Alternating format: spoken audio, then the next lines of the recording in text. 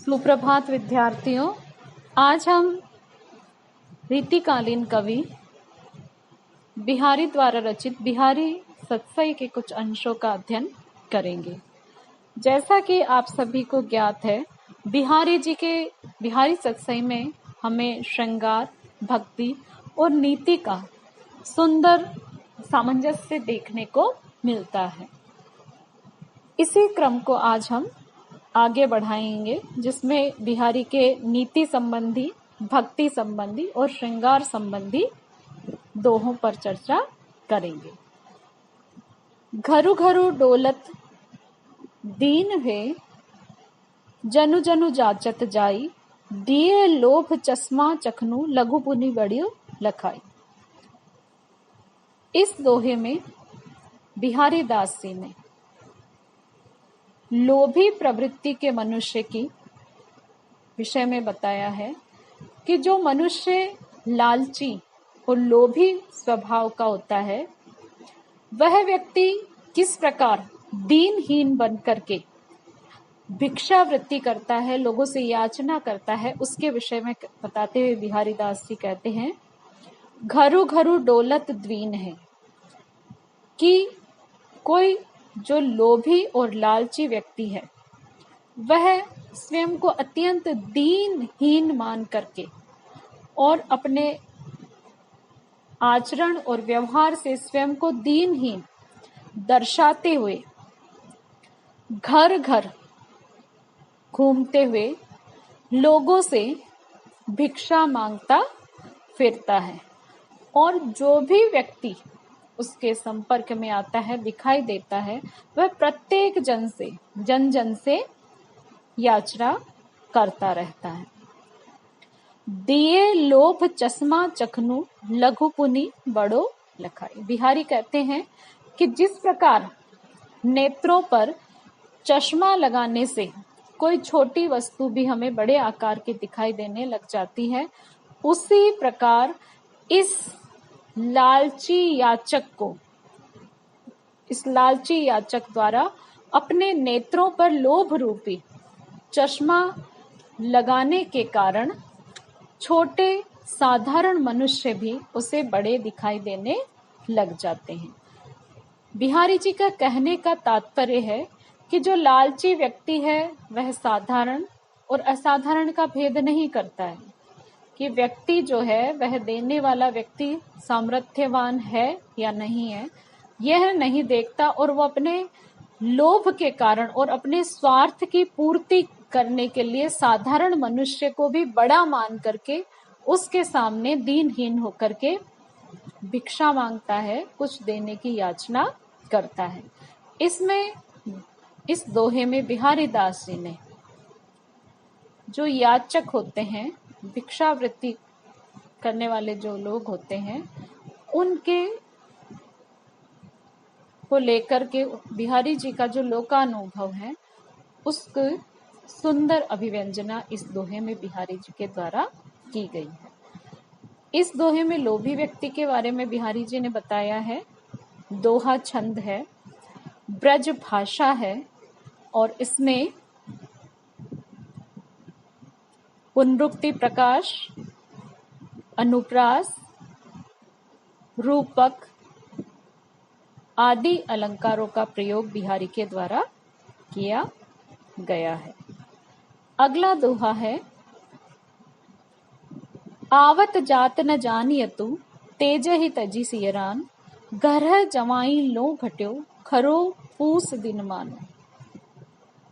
ये भी लोक व्यवहार की बात बिहारी ने इसमें बहुत सुंदर उदाहरण के माध्यम से समझाई है, कि जिस प्रकार पोष मास का सूर्य कब आता है, कब चला जाता है, उसका पता नहीं चलता, उसी प्रकार जो ससुराल में रहने वाले घर जमाई होते हैं, उनकी अपने ससुराल में क्या स्थिति होती है, क्योंकि वो नित्य प्रति वहीं रहते हैं, तो उनके सम्मान, एक आदर ससुराल में जो दामाद को मिलता है, उसमें किस प्रकार की कमी आ जाती है, उसके बहुत अच्छे उदाहरण के माध्यम से बिहारी ने बताया है। यह अंश भी बिहारी जी द्वारा रचित बिहारी सतसई में से लिया गया है। बिहारी कहते हैं, आवत जात न जानियतु तेजहि तजी सियरा, कि पोष मास में दिन की जो अवधि होती है वह इतना कम हो जाता है, क्योंकि सर्दियों में दिन छोटे होते हैं और रात्रि बड़ी होती है। तो उसी बात को बताते हुए बिहारी कहते हैं कि पोष मास में दिन की अवधि इतनी कम हो जाती है कि कब सूर्योदय होता है और कब सूर्यास्त हो जाता है, अर्थात सूर्य देव के आने और जाने का कुछ भी पता नहीं चलता है। वैसे ही घर जमाई लो घट्यो खरो पूस दिन मानो, उसी प्रकार ससुराल में घर जमाई बनकर रहने वाले व्यक्ति वहीं पर रहता है नियमित रूप से, तो उसके सम्मान जो है वह कम हो जाता है। कि जिस प्रकार पोष मास में सूर्य का जो प्रकाश है, सूर्य की उष्णता जो है वह कम हो जाती है, उसी प्रकार ससुराल में घर जमाई बनकर के रहने वाले दामाद का भी सम्मान घट जाता है। दोहा छंद है इसमें, लोक व्यवहार की बड़ी सुंदर बात बिहारी के द्वारा कही गई है। इसमें अनुप्रास, उपमा और श्लेष अलंकार है, ब्रज भाषा है, और दोहा छंद तो बताया ही है, और लोक व्यवहार की बात बिहारी के द्वारा कही गई है। अगला दोहा है, मैं समझो निर्धार यह जगु कांचो कांच सो, एक ही रूप अपार प्रतिबिंबित लखिए तू जहां। इसमें बिहारी ने ईश्वर की, आत्मा और परमात्मा की जो अद्वैतता है और ईश्वर के प्रति उनकी जो भक्ति भावना है उसको अभिव्यक्त किया है। बिहारी कहते हैं, मैं समझो निराधार यह जगु कांचो कांच सो, कि मैंने भली प्रकार से यह समझ लिया है, यह जान लिया है कि ये संसार जो है वो कांच के समान क्षणभंगुर, नश्वर और अस्थायी है। एक ही रूप अपार प्रतिबिंबित लखिए तू जहां, लेकिन इस कांच जैसे संसार में एक ही उस परम सत्ता के, उस ईश्वर के असंख्य रूप हमें प्रतिबिंबित होते दिखाई देते हैं। अर्थात बिहारी जी के कहने का तात्पर्य ये है कि संसार के प्रत्येक वस्तु में, सभी पदार्थों में उस परम पिता की ही परछाई, उनकी ही छवि प्रतिबिंबित होती है, क्योंकि ईश्वर जो है वह सर्वव्यापी है। तो यहाँ पर ईश्वर की सर्वव्यापकता का और अद्वैतता के बारे में बिहारी ने बताया है।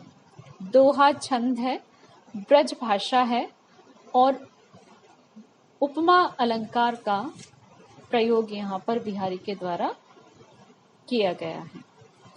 अगला है, बड़े न हुजई गुननु बिनु बिरद बड़ाई पाई, कहत धतूरे सो कनकु गहनो गढ़्यो न जाई। बिहारी कहते हैं कि इस संसार में व्यक्ति जो होता है, उस व्यक्ति की प्रतिष्ठा, उसका मान सम्मान और उसकी संसार में जो यशो कीर्ति है वह उसके नाम से नहीं होती, बल्कि उस व्यक्ति के द्वारा जो सुकर्म किए जाते हैं और उसके जो गुण होते हैं, उसके व्यक्तित्व में जो योग्यता होती है, उन्हीं के कारण इस संसार में व्यक्ति की को सम्मान मिलता है, मान मिलता है और एक पहचान बनती है। तो कि जो व्यक्ति गुणहीन होता है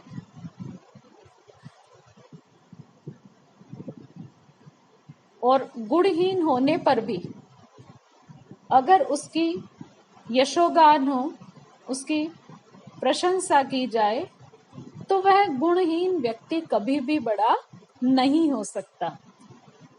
गुणहीन व्यक्ति हो चाहे वस्तु हो, उसका नाम कितनी भी अनमोल धातु के आधार पर, रत्न के आधार पर रख दिया जाए, लेकिन जब तक उसमें योग्यता नहीं होगी, गुण नहीं होंगे, उसके सुकर्म नहीं होंगे, तब तक अच्छा नाम रखने मात्र से ही उसकी पहचान नहीं बन सकती। बिहारी आगे कहते, कहत धतूरे सो कनकु गहनो गढ़्यो न जाए, कि स्वर्ण जो होता है, सोना जो होता है, उसको कनक भी कहा जाता है, और इसी प्रकार धतूरे को भी कनक कहा जाता है। लेकिन धतूरे से सोने के आभूषण, जैसे सोना जो होता है उससे आभूषण बनाए जा सकते हैं, उसी प्रकार कनक जो धतूरे के लिए प्रयुक्त होता है, तो उस धतूरे से स्वर्णाभूषणों का निर्माण नहीं किया जा सकता।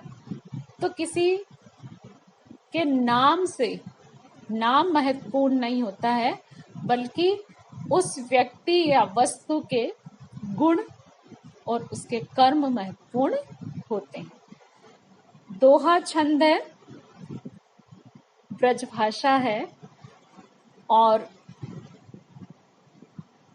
इसमें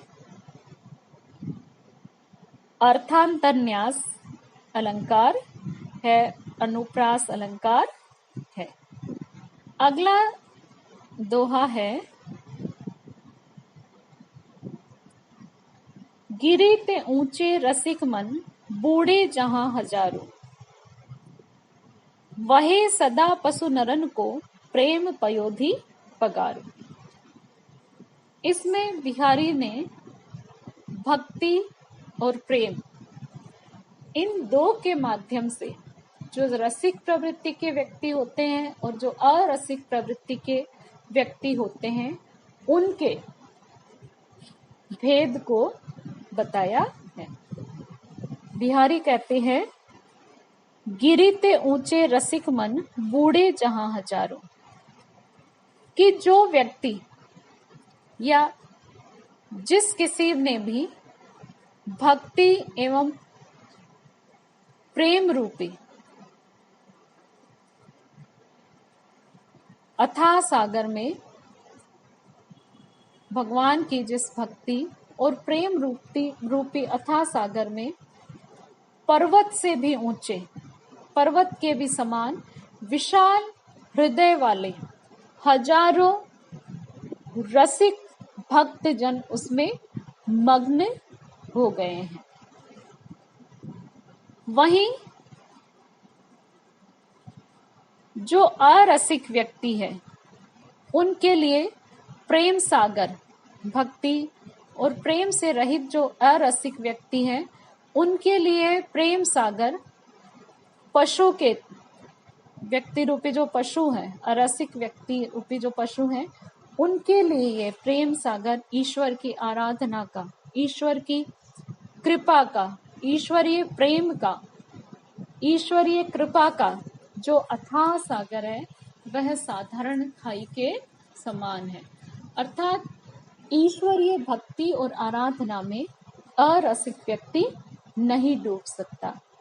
जो वास्तव में भावुक, सबको प्रेम करने वाला और सब में ईश्वरीय का दर्शन करने वाला होता है, वही व्यक्ति ईश्वर के प्रेम रूपी अथाह सागर में डूबता है। ईश्वर आराधना के लिए, ईश्वर की प्रेम को प्राप्त करने के लिए भावुक और रसिक हृदय होना अनिवार्य होता है। और जो अरसिक प्रवृत्ति के व्यक्ति होते हैं, तो उनकी वृत्ति जो है पशुओं के समान होती है।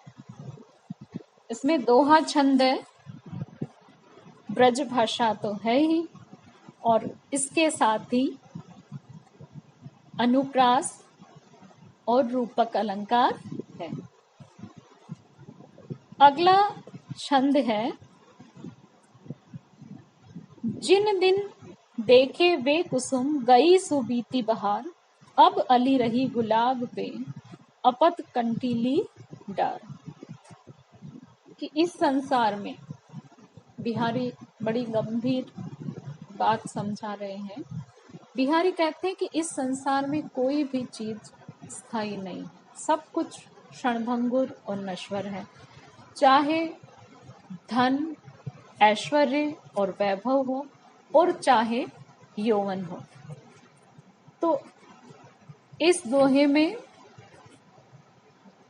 जो वृद्धावस्था की ओर नायिका बढ़ रही है, उसको देख करके नायक की जो पीड़ा है, उसकी जो विचलित मनः स्थिति है, उसका चित्रण बिहारी करते हुए कहते हैं, इसमें नायक एक भ्रमर को संबोधित करके कहता है कि हे भ्रमर, जिस दिन देखे वे कुसुम गई सुबीती बहार।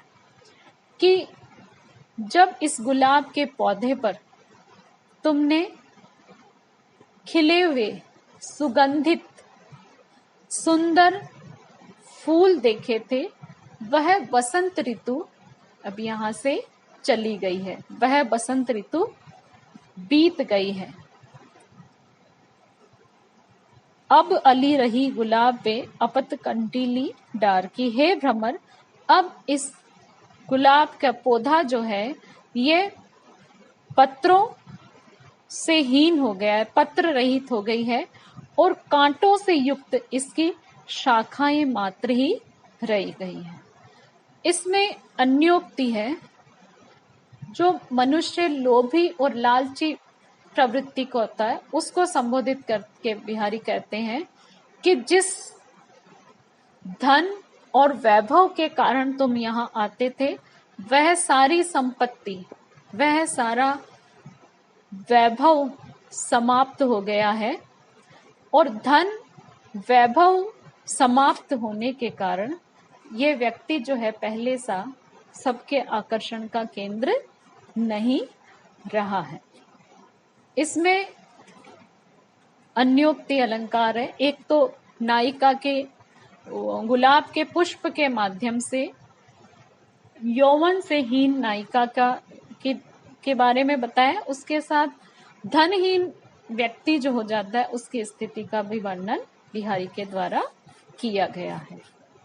यहाँ पर जो कुसुम का साभिप्राय प्रयोग पुष्प के माध्यम से, पुष्प होता है उसके पुंकेसर, उसकी पंखुड़ियां, उसकी गंध, और यहाँ पर नायिका के अंगों के सुकोमल उभार का यहाँ पर दर्शाया गया है। इसी तरह जो पत्रहीन कंटीली डार है, वह नायिका के कृशकाय वृद्ध शरीर की ओर संकेत करती है। इसमें अनुप्रास, श्लेष और अन्योक्ति